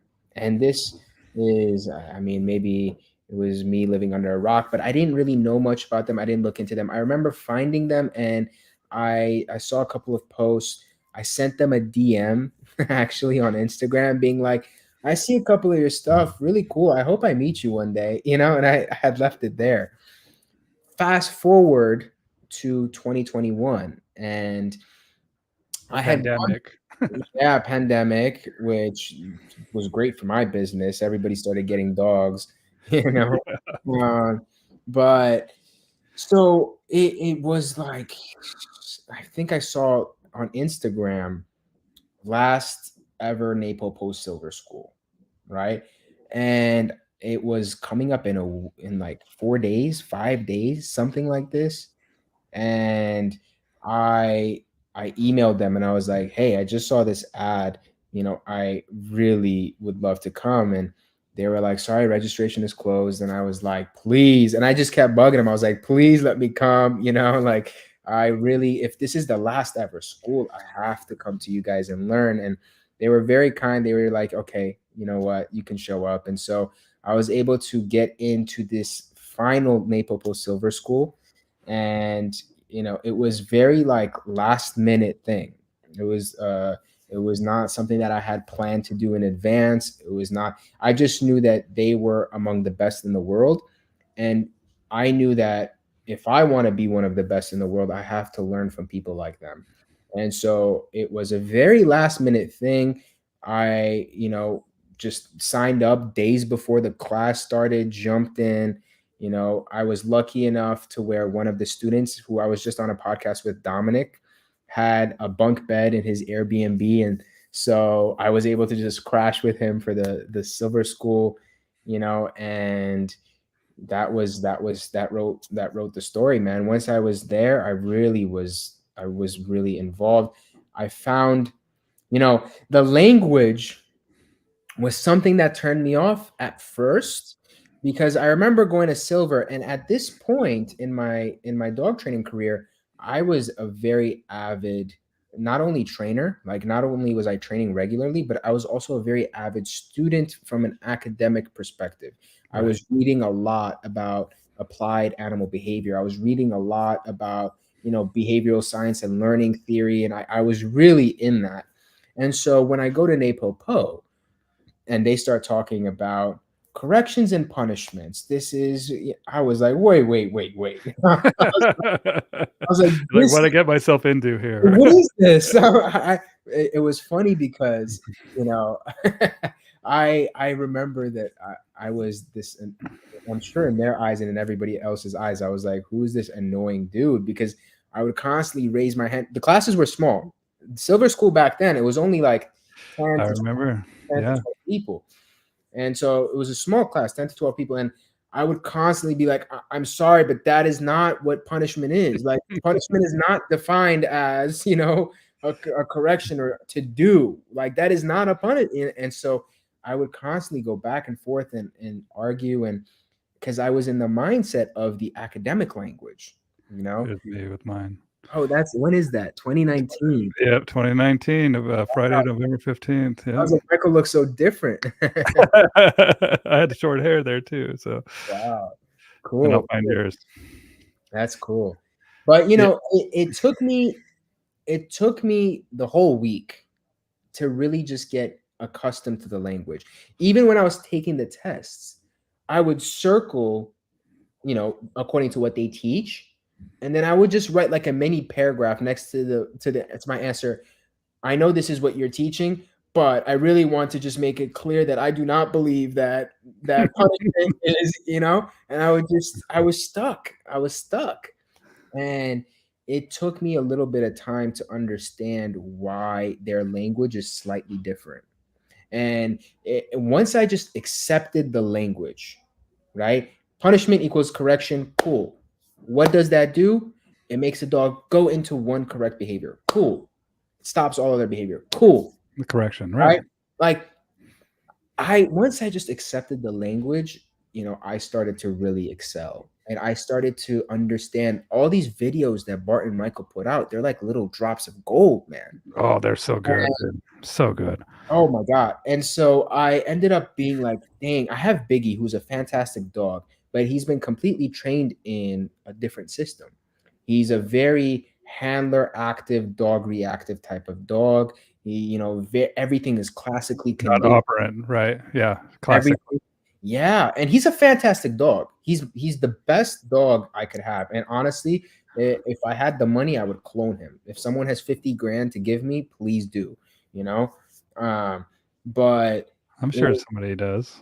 hey, dude, I feel like if I had him in the Napopo system from 8 weeks, he would be a monster. It's just such a great dog. I'm biased, but anyway, Jackie Barbieri, I owe her a lot because she, I think, saw my passion and she saw my desire to learn. And Bart and Michael, I think, saw the same thing. I don't know if they had anything to do with it, but she gifted me my puppy, Jegna. And this was right after Silver School, right? So Silver School was December, and I got Jegna in like March, it was not that long after. It was like January, February. I got him in February, right? End of February. And so I had this Malinois puppy who I got at, 6, 7 weeks of age. And so I was able to really implement everything. And I went to my first gold school, and he was 11 weeks old at my first gold school. And this puppy was amazing. He was doing every exercise with heart and soul, the box, and it was a lot of fun, but he was so young that I wasn't doing too much with him. And then I went to gold school a second time when he was 8 months old, and this was like the best thing, I think, to take him at 11 weeks and then 8 months. And of course he was excelling. He was proficient in all the exercises, and it was with him was where I really got to excel in my understanding and in my application of Napopo. And of course, I was doing it with a lot of the pet dogs that I was having. And even with Biggie, Biggie's like night and day now. It's funny, a lot of people who are not as excited about their dog because they weren't raised in the Napopo system, let myself be a testimony. Put in the time, put in the work, because dogs are so malleable. Their plasticity, their ability to morph and learn new languages and change is incredible. Because Biggie right now, I'm telling you, he is a fantastic dog. He knows the exercises. He's really an active dog. He is, of course, he still has some of the old tendencies, and that's perfectly fine. But he literally he understands the language very, very well, and he's a proper dog in the Napopo system right now. Well, and I think that some of the tendencies that you're talking about from a dog that is classically trained is that they're so used to us showing them that when Yeah. we leave it up to them, they're just like, okay, I'll just rest. I'll just check out, man. You're not, it's like you're checked out, I'm checked out, right? Instead of like exploring what they can do by being operantly trained. And that's the biggest thing that I noticed with my dogs that were before I went to Napopo system and found the value of operant conditioning and letting the dog find their own advantage, and then also with the charging the clicker and all that stuff, Mm, right? Is that my dogs that were classically trained before, they just kind of checked out. They're like, okay, cool. He doesn't need me right now. I haven't been put on the clock. And then the dogs that I brought up through the system, they'd get excited. I'd bring out the clack clack or whatever, and they start to mess around with all these objects and I'd click reward. And then my dog would be sitting there watching and be like, ooh, I want some of this. What's mm, going on here? And then they would start to explore, and then I would show them, hey dude, right on, man, here's a jackpot for you. And they're like, mm, you can do this. That's the process of that starting, right? It just takes a little bit more time and effort, but dogs are versatile and they will get it. It's just like if we were learning later on in life. That's yeah. why I wish I learned this system when I was your age, and I could be your dad. I'm old enough that I could, but What are but you like? that You're it's a like lot. 30 years old, 35? Me? I'm How old are 40, you? 46. I'm gonna be 47 this Blessed, month, man. blessed, So blessed. yeah, Did you dye your but hair? yeah, I guess. But it's just the dog life, it keeps you young. Oh, yeah, yeah. Just kidding. But it's if I knew this stuff, and same thing with old school trainers, that's why I love talking to new people that are into it, is that it's something that I love the passion and the ability to kind of lean into and shift gears and the knowledge base that you guys are coming into the game with Mm, is I can't wait to see when you're my age, some of the stuff that you're teaching and passing the torch along. And that's why I love the Napopo system of like, we were talking about principles and patterns on the previous conversation that I had, where yeah, this is a principle of like learning, and then we fill it with the wireframe based on our experience and our understanding. And that's why I love this system. Is like, like I was saying, I'm an individual, and I'm like, that's why I'm an entrepreneur and do my own thing, is because I don't like being micromanaged. I like figuring shit out on my own. I like observing that which is and just let me go, and I will be a success. I guarantee it. yeah. And that's why I love the system, and people like you that are in it, is like, once you have that understanding, and sometimes it takes, did you have like an aha moment during silver, or what? Do you remember when it was like, oh wow, okay, I get it? And I know that the definitions and terms are super important, right? And that's where sometimes that takes a little bit to sink in, Mm. and and start to process. But did you have an aha moment? Do you have a time Question. that you remember? It's a good question. I mean, I'll be honest. I left Silver feeling like, okay, so first I need to explain something. Because it was the last Silver school, there were people from all over the world Right. at school. There were people from Germany, Austria, France, Belgium. There were like literally like 12 countries represented in that class. I mean, not, I don't know. It was like a What I class. love about it too is worldwide, dude. you know. And there were people with impressive resumes. They were doing working dogs, military. They were doing pets and sport, and so it was the first time where I was in one place with so many accomplished trainers, you know, and it was the first time in my life where I was really like able to measure myself. And the information that I was learning, it was powerful, but I don't think I appreciated it quite yet at Silver School. And I was still figuring out, I mean, their definitions of classical and operant and punishment and this, it was just a lot for me to process. And I had to like take my time, and I'm a very quick learner. I I was able to absorb it very fast. But what I didn't have like the aha moment in terms of the Napopo system, but what Silver School gave me was a lot of confidence. It gave me a sense of belonging, and it made me feel like, listen, I belong at the table, right? Like I of course it's just a theory class. We're not working dogs here, but as I'm talking to people and talking dogs, and the beautiful thing was is me and Dominic were just really chatting it up, and especially because we were staying together. It was the first time where I was like, wait a second, like I'm actually a pretty good trainer. Like it gave me a sense of I confidence get that it. I hadn't had before that. Like actually, even leading up to silver, I was the kind of trainer where of course I had results, but I was never really convinced. Like I would always have like these shots of like imposter syndrome. And I was always feeling like I would negotiate my prices with clients where I was like, you know what, okay, yeah, we can do this. And like it'd be the CEO making 10 million a year that would convince me to go a little bit lower on my price.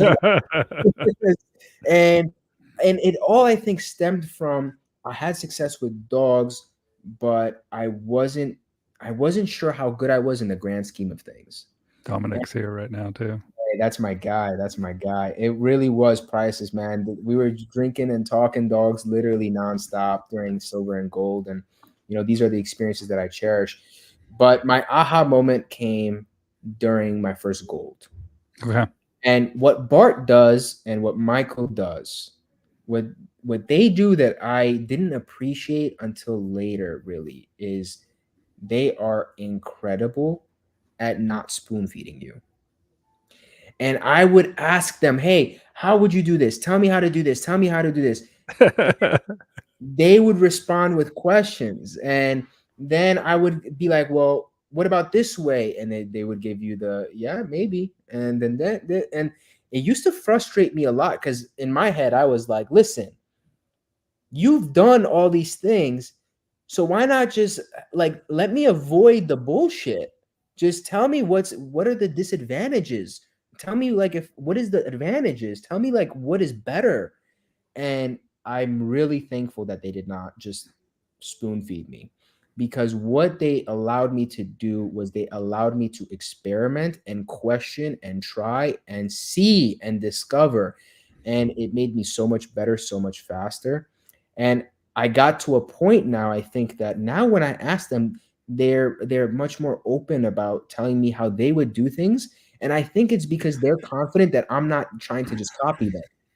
I Yeah. think they're confident in my self-confidence, and like it's now like okay, you give me one option and I can critically think and try, and I can try my own things. And this is true master coaching. This is something that I Amen. try to remember for people that I work with, whether it's clients, whether it's people at my gold school, whatever it is. And the aha moment came at the first gold when I had him at 11 weeks. And because he's so young, there's so much to do and so much to work on, and there's so many ways you can do it.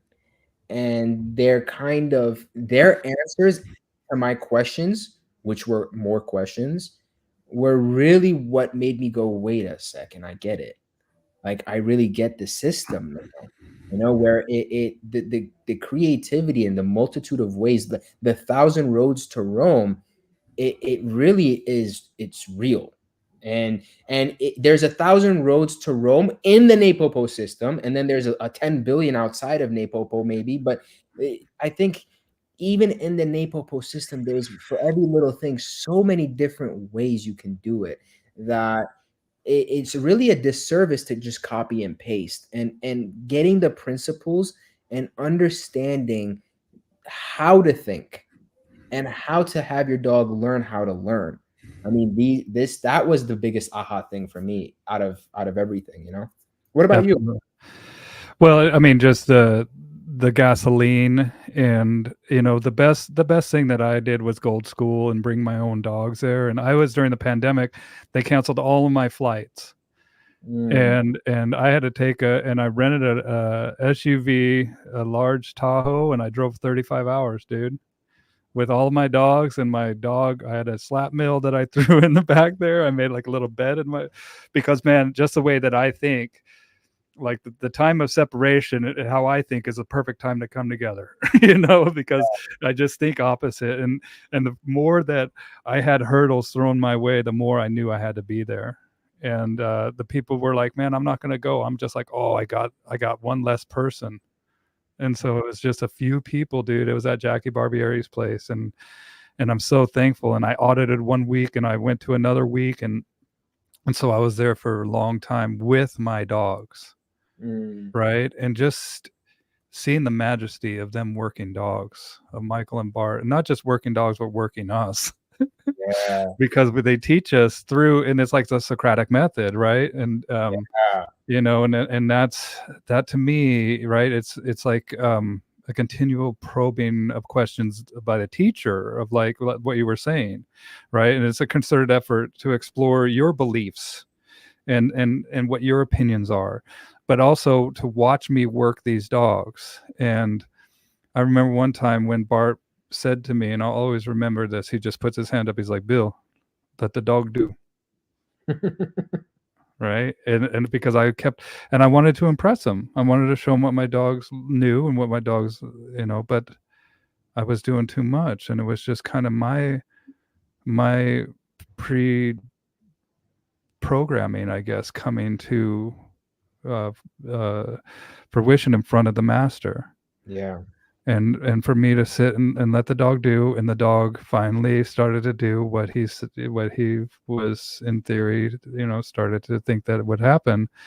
And to watch him work these dogs, man, and then being able to see, hey, he worked my dog, and it was an honor.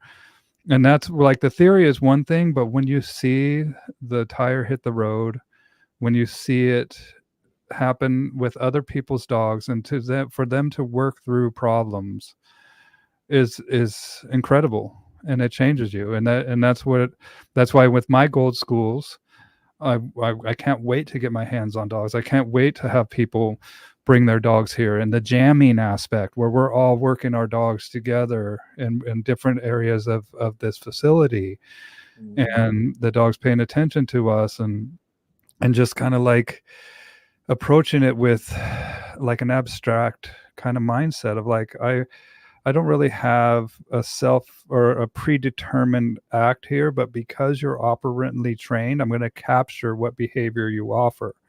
mm, And this is an art and a science. And the thing that I love about Napopo is that it makes the dog the artist as well. yeah. Wow, that's Right. Right. And that's where I'm like, dude, we're both artists here. And I was showing you like some of my glass art that I make, right? Is yeah, these things that I have, little flower in there that I just made yesterday. And I love creating stuff. And that's it, is like when you're creating things, like if you're just copying somebody else's work, that's to me not creative, because you're just taking and mimicking what they're doing. But when you take aspects of their work and it makes your creativity blossom, that's what I love about this, is yeah, like, look, don't do as I say, do understand it, and then go make it your own after a few years of letting this stuff kind of integrate with who you are. yeah, And dude, I'm at that, I'm a few years into this, and now I'm just like, man, there's something really, really powerful here, of not just making you as a dog professional the artist, but also making that dog is give them an avenue for creation as well. And so Yeah, yeah. And I mean, listen, I do think that there is a natural progression that I don't want to, and when I say this about, hey, copying and pasting is not what the system is about. I want to paint the bigger picture, but on the smaller, like on the micro level, I think it's a natural part of the process in the beginning, right? Mhm. So if there are people who are just getting into Napopo and what you're doing is copy and pasting, don't feel discouraged, right? Like I'm not trying to shit on you because I was there myself. Well, there's fundamentals that we need to copy and paste, and then, you know, just like with this art, like there's certain aspects like of the glass blowing or the paint strokes or the paint brushes that you need to know the fundamental principles of why we do this. And then there's certain aspects of like the stroke, but once you get that, once you get the fundamentals, then you make it your own. Does that Yeah, make sense? sure, for sure. Listen, I'm an artist myself. I love to draw. I love to paint. Painting not as much as drawing, but when I was a kid, you know what? One of my favorite things to do was I'd take a printer paper and I'd put it against the screen of my computer, and I would trace. You know, and I would put like I had like I don't even know what it's called. It was in Yemen, but we had this. It's a special piece of paper that is like kind of transparent almost, and you Like can, tissue paper. yeah, it's like a tissue paper kind of thing. And I would put it against comic books and I would trace and I would trace. And gosh, I would trace all the time, all sorts of different things. Mm. And by tracing, I think my body learned, like, I don't know if I was like naturally a good artist, but like now I can really draw, man. Like I can do some impressive stuff, especially as a casual artist. I actually was very close to going to school for art. Um, I was almost went to a high school for art, and then I almost went to a college for art. But African immigrant family, that was a no go. You know, it was like, hey, doctor, lawyer, something, but not artist. Yeah, you're not gonna, You and know? you're like, I'm gonna be a dog trainer then. But, I really feel like I taught myself how to draw by tracing. I learned how to understand proportions and how to make different strokes and how to take my time.